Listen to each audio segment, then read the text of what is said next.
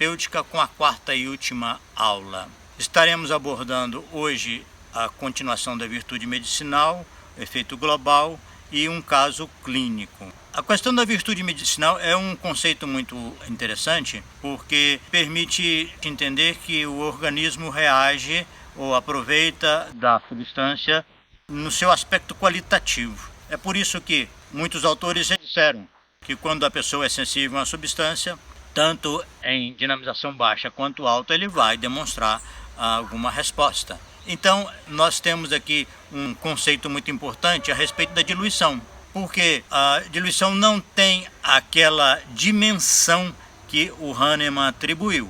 Eu tenho trabalhado muito nos últimos anos com dinamizações decimais baixas e obtendo respostas terapêuticas como as altas diluições em dose única. A grande vantagem da dose única é de confiança, você tem certeza que o medicamento foi ingerido, desde que todo o processamento farmacêutico foi adequado, e a gente tem que pensar mais em uma relação qualitativa do organismo com essa substância. A virtude medicinal, então, aparece em alguns efeitos. Além das substâncias manifestarem o efeito em polos opostos, nós temos também alguns raros efeitos que já se referem à virtude que está subjacente, básica e ainda não foi alterada para mais nem para menos. Alguns medicamentos têm esses dados e falam, por exemplo, de sociabilidade, de irmandade, de compaixão, etc.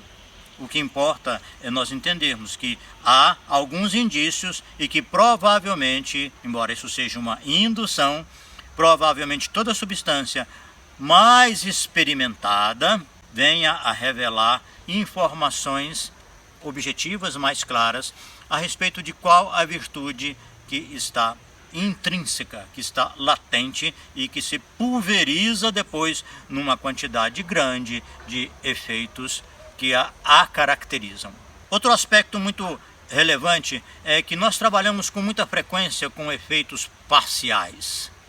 Nós temos como meta um efeito global, mas é muito comum que o paciente melhore progressivamente, vai resolvendo algumas alterações, alguns sintomas, até que ele chega a um resultado geral satisfatório. Então nós temos que valorizar esse tipo de resultado porque ele é comum na nossa prática. Trata-se naturalmente de dois aspectos. Ou a substância é realmente parcialmente adequada e nós vamos ajustando progressivamente, ou o paciente vai respondendo aos poucos, porque ele não fez na sua vida um processo curativo, denso e abrangente. Esse tópico nós ainda vamos conversar melhor mais adiante, quando estivermos falando sobre as leis de cura. É importante desmistificar algumas crenças de que a patogenesia pode provocar alterações na pessoa, quando ela é suscetível, porque na verdade o medicamento, podemos concordar plenamente com Hahnemann, que não tem esse tipo de potencial, a não ser quando a pessoa já está muito prestes a manifestar um sintoma ou uma doença e ficamos sem saber se o medicamento teve alguma importância nessa manifestação ou se ela aconteceria obrigatoriamente de forma natural.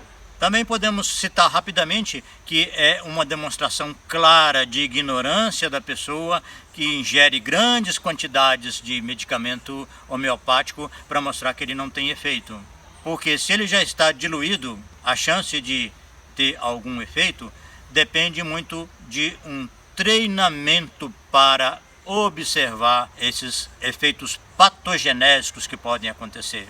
É por isso que o modelo de trabalho do Hahnemann é extraordinário. Ele tinha um pequeno grupo de colaboradores que faziam as experimentações e entregavam o relato e ele checava como aquilo estava escrito, se correspondia exatamente ao que a pessoa queria dizer. Então, o treinamento cria um experimentador habilitado a detectar essas alterações sutis e passageiras.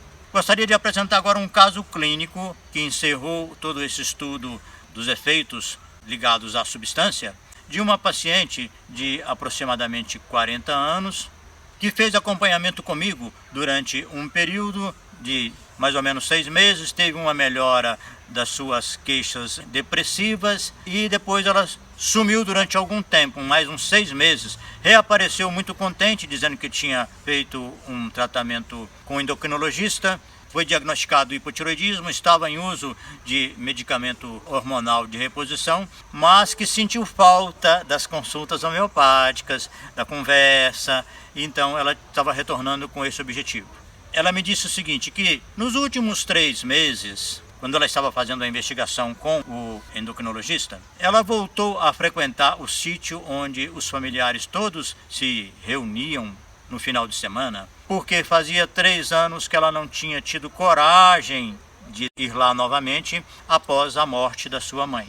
E estava muito contente porque agora, depois que tinha começado a usar o hormônio, ela estava tranquila. Foi lá, enfrentou e se ajustou novamente e estava muito contente com esse desfecho.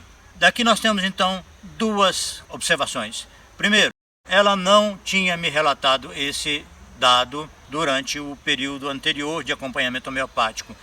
Talvez tivéssemos tido uma resposta terapêutica satisfatória com mais informações a respeito da paciente. Segundo, se esse médico tivesse uma noção do que é o efeito global, ele poderia pensar na possibilidade de, depois de um breve tempo de estímulo desse organismo com o hormônio tiroidiano, ver se o organismo tinha reagido e com essa melhora psicológica e emocional, o organismo poderia voltar a produzir espontaneamente, desde que tirasse a reposição e isso servisse de um estímulo, de uma provocação para que o organismo voltasse a produzir naturalmente. Vejam bem que a homeopatia tem uma contribuição muito grande, não só para que as pessoas sejam homeopatas, mas para que elas entendam o que é uma enfermidade, conforme nós já conversamos um pouco nas primeiras aulas, e vamos ainda retomar quando conversarmos sobre prognose e cura, porque essa noção ajudaria a qualquer pessoa que se submeta a qualquer tipo de tratamento ou esteja vivenciando algum conflito, alguma dificuldade em sua vida. É uma contribuição que nós precisamos oferecer também aos nossos pacientes.